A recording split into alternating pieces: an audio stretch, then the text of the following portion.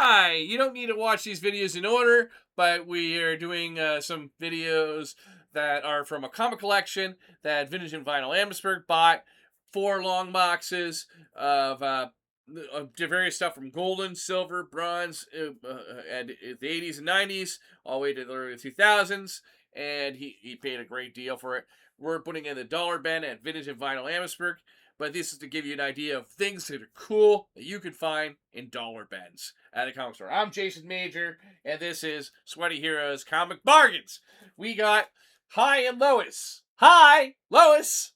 Hi. This is a comedy comic book, obviously. So I'm not really familiar with the characters, but this is from Charlton. So this would be like the 70s. Uh, then we have Hop Along Cassidy, which is a Western comic book, and it's a photo cover, so that's kind of really cool. I like that. I want to read that. Starring William Boyd and in that show. Be fun. I'd like to watch some of the old Western shows. I think I'll get to that one too. Once I get through my list of all the DVDs on my pile.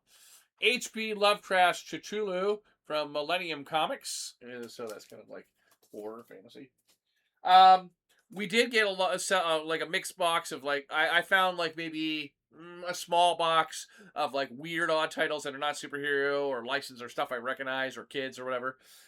Infinite Vacation from Image is one of those titles, and it's kind of like apparently like you Total Recall. To me, it's like Total Recall, but involving travel between dimensions, like the TV show Sliders. But if you could get could do that in Vacation. So I might check that out sometime. But I try it because it's Vintage and Vinyls. It's only mostly a record store. We only have about a dozen comic boxes to keep it mostly mainstream stuff.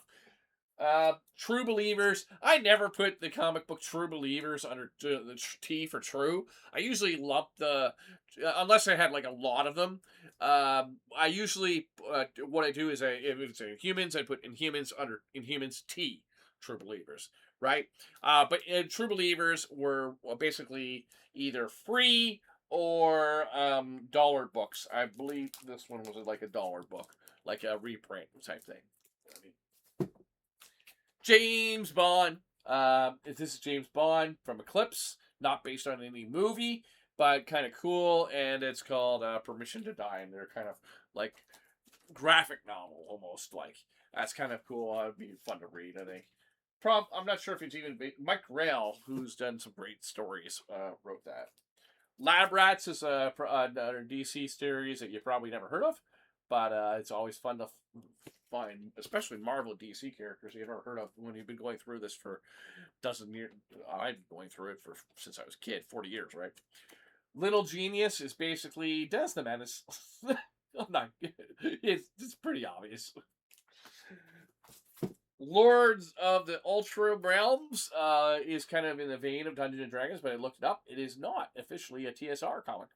It is kind of a create our own thing in the same vein, though. Not part of the DC universe. The Mask? We all wear masks. We all wear masks, metaphorically. We all wear masks, metaphorically speaking. Anyways, sorry, I had to. The point is that this is like more of the Dark Horse comic superhero universe they were trying to do with X and Ghost. So Mask. I don't know if they kind of merged them into that universe that they called Comics Greatest World.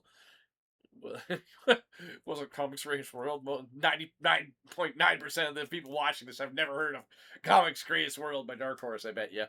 Look it up though. Marvel Comics Presents always has anthology stories. So this one had Ghost Rider, Wolverine, Daredevil, and some others. Kind of cool. We got 3 issues of Bastard Kung Fu, so pretty cool covers. I really like the covers of these issues.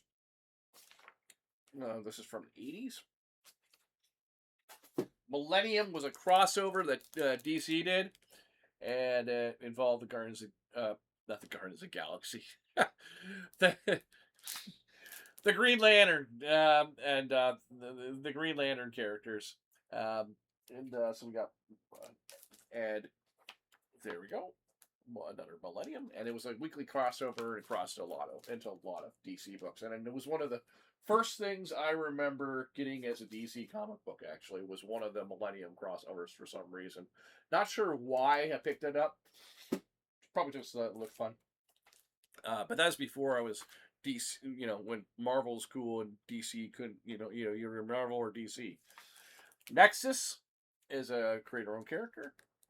This is a Nexus. On the back, we have the fact that company first did Classics Illustrated. They brought back the line Classics Illustrated and did Classics Illustrated.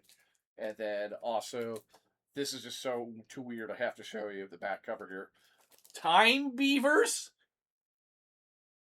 Is this for kids? Is this not for kids? I am intrigued. Please, somebody out there in the comment section, look it up for me. I'm going to look it up later. Time Beavers. Time Beavers. I'm Howard the Duck. You have some competition. Rocket Raccoon, watch out for the Time Beaver. And then, oh wait, gotta put this in order. 1963. By Alan Moore, which was kind of a tribute to the 1963 Silver Age, especially Marvel. And this one's called the Tomorrow Syndicate. And you could really figure out some of the characters of. And this is book 6.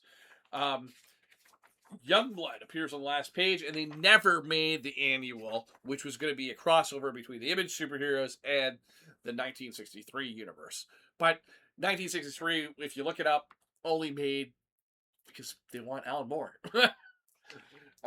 Image, and there's a lot of history of that, of how the Image creators fought for Alan Moore. And then we'll end with that, actually, 1963, so we can keep the video kind of short. But look it up. There's a lot of cool information on the 1963 comic books. My favorite was the Mystery Incorporated one.